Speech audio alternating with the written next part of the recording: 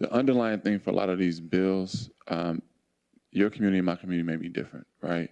And so some of the concerns of folks in my community is how broad some of these things are, and everybody may not be policed the same, right? That's not an indictment on Tipsworth or Cabello or Sheehan, whatever, right? It's just the reality that it's human, right?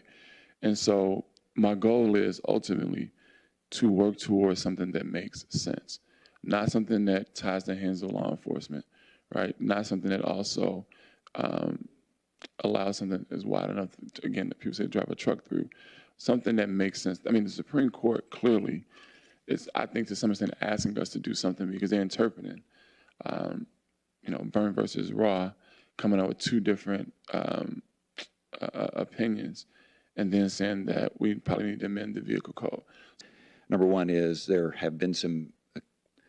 are some potential problems in our current DUI statute as it relates to cannabis, and the changes in that statute that occurred prior to legalization and with legalization have created some gaps that have been identified by law enforcement and prosecutors. Even defense attorneys have identified these issues.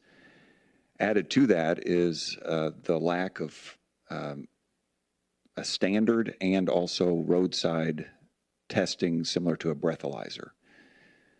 So the issue I have with changing the provisions related to the smell or the odor of raw cannabis is that we're going to make this issue that has been identified as an issue even worse. And my preference would be to resolve those intoxicated motorist issues before we start making changes to the cannabis statute. So I'm curious in your mind how we continue to try to get the traffickers off the street and still live in the letter of what you have here. It's a great question. I think this is what will provide the seminal basis of our disagreement. What you're saying my bill does, and it broadens the scope for traffickers. What the law does right now is leave it very, very wide open for particularly black and brown people to be discriminated against when they're pulled over. Because the issue that we're having is everybody's not being policed the same. So I hear you about the traffickers. I don't want traffickers either. But I also want to be able to drive down the street and have the same respect and dignity and treatment overall as everybody else. And that's what's not happening.